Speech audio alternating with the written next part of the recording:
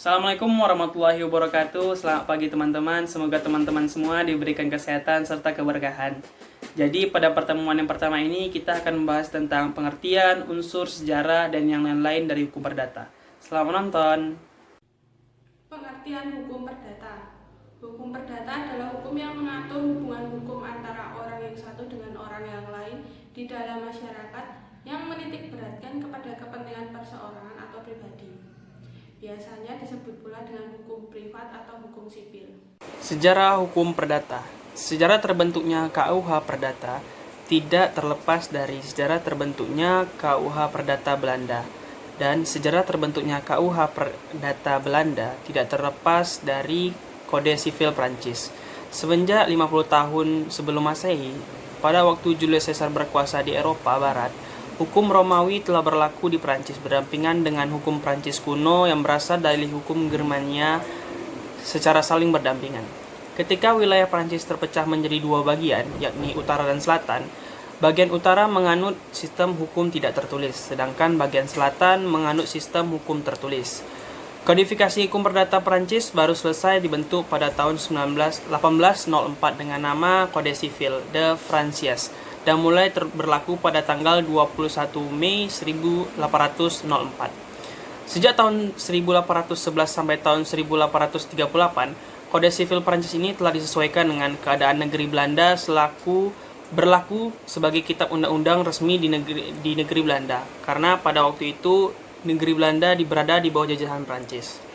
Berdasarkan fakta-fakta sejarah terbentuknya Kode Sivil Prancis, KUH Perdata Belanda, jelas bahwa KUH Perdata yang berlaku di Indonesia adalah KUH Perdata yang telah menyerap atau mengambil alih secara tidak langsung asas-asas atau kaidah-kaidah hukum yang berasal dari hukum Romawi, hukum Prancis kuno, dan Belanda kuno. Unsur-unsur hukum perdata itu yang pertama adalah kaidah tertulis, yakni kaidah yang disampaikan dalam bentuk tertulis seperti perundang-undangan, jurisprudensi, traktat, dan yang lain-lain. Yang kedua itu adalah kaidah tidak tertulis, yaitu kaidah yang disampaikan dalam bentuk tidak tertulis, melainkan lahir tumbuh dan diterapkan dalam kehidupan sehari-hari serta disepakati bersama dalam sebuah kelompok masyarakat. Yang ketiga itu adanya unsur orang. Yang keempat adalah adanya hubungan antara hukum antara subjek hukum yang satu dengan subjek hukum yang lain. Pengertian hukum perdata menurut para ahli. Yang pertama, menurut Prof. Subekti, hukum perdata adalah segala hukum pokok yang mengatur kepentingan-kepentingan perorangan. Menurut Profesor Wirjono P., hukum perdata adalah suatu rangkaian hukum antara orang-orang atau badan hukum satu sama lain tentang hak dan kewajiban. Menurut Profesor Sudikno M., hukum perdata adalah hukum antar perorangan yang mengatur hak dan kewajiban perorangan yang satu terhadap yang lain di dalam hubungan keluarga dan dalam pergaulan masyarakat. Yang keempat, menurut Profesor Sri Sudewi, hukum perdata adalah hukum yang mengatur kepentingan warga negara, perseorangan yang satu dengan perseorangan yang lain. Menurut Profesor Appledorn, hukum perdata adalah perat-perat hukum yang objeknya kepentingan-kepentingan khusus. Dan soal akan dipertahankannya atau tidak diserahkan kepada yang berkepentingan.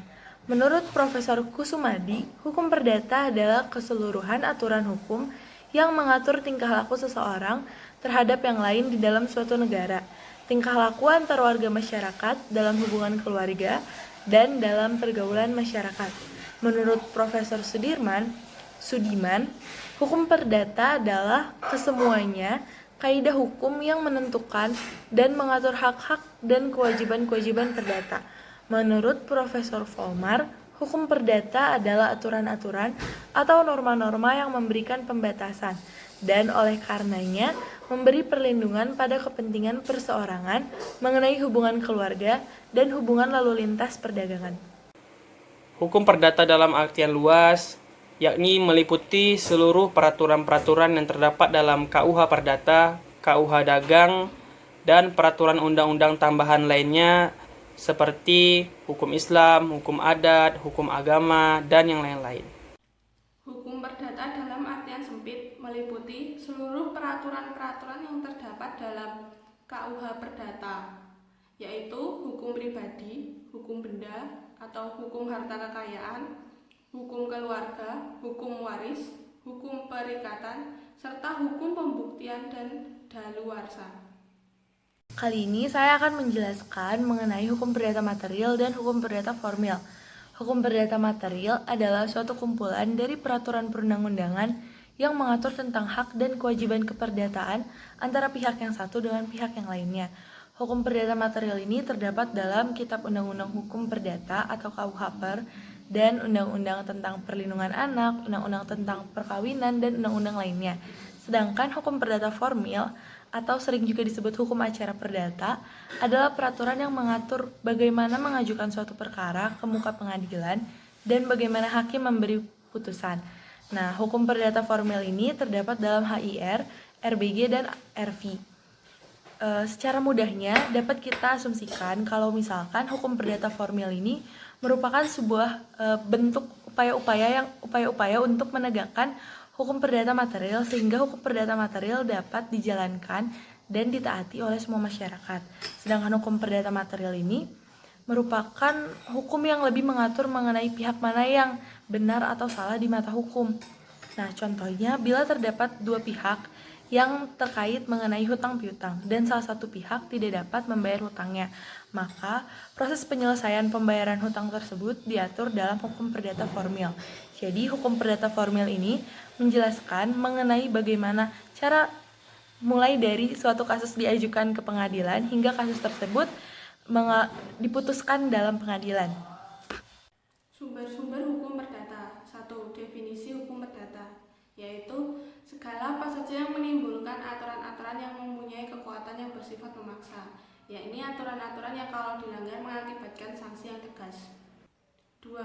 Sumber hukum perdata menurut Volmar, yaitu A. Sumber hukum perdata tertulis, B. Sumber hukum data tidak tertulis. Secara khusus, sumber hukum perdata di Indonesia yaitu 1. Algemeen Bepaling van Wetgeving atau AB, yaitu ketentuan-ketentuan umum pemerintah Hindia Belanda yang diberlakukan di Indonesia pada 30 April 1847 yang terdiri dari 36 pasal.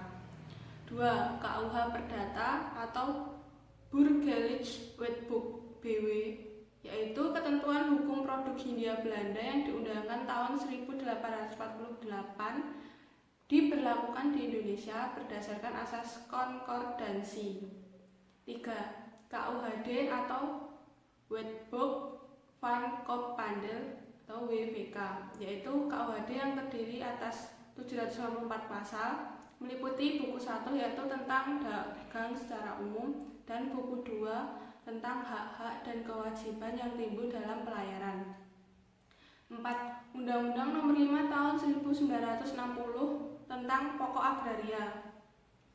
Undang-undang ini mencabut pemberlakuan buku 2 KUH Perdata yang berhubungan dengan hak atas tanah kecuali hipotek. Secara umum, undang-undang ini mengatur tentang hukum pertanahan yang mempunyai landasan pada hukum adat. 5. Undang-Undang Nomor 1 Tahun 1974 tentang ketentuan-ketentuan pokok perkawinan. Undang-undang ini membuat ketentuan-ketentuan yang tercantum dalam buku 1 KUH Perdata, khususnya mengenai perkawinan tidak berlaku secara penuh. 6. Undang-Undang Nomor 4 Tahun 1996 tentang hak tanggungan atas tanah beserta benda-benda yang berkaitan dengan tanah. Undang-undang ini mencabut berlakunya hipotek sebagaimana diatur dalam buku 2 KUH Perdata. Tujuan pencabutan ketentuan yang tercantum dalam buku 2 KUH Perdata karena tidak sesuai lagi dengan kegiatan kebutuhan perkreditan sehubungan dengan perkembangan tata perekonomian Indonesia. 7. Undang-Undang Nomor 42 Tahun 1999 tentang jaminan fidusia. 8. Undang-Undang Nomor 24 Tahun 2004 tentang lembaga jaminan simpanan. Undang-undang ini mengatur hukum publik dan mengatur hubungan hukum perdata. 9. Instruksi Presiden Nomor 1 Tahun 1991 tentang kompilasi hukum Islam atau KHI. KHI mengatur 3 hal, yaitu hukum perkawinan, hukum kewarisan, dan hukum perwakafan. Ketentuan dalam KHI hanya berlaku bagi orang-orang yang beragama Islam.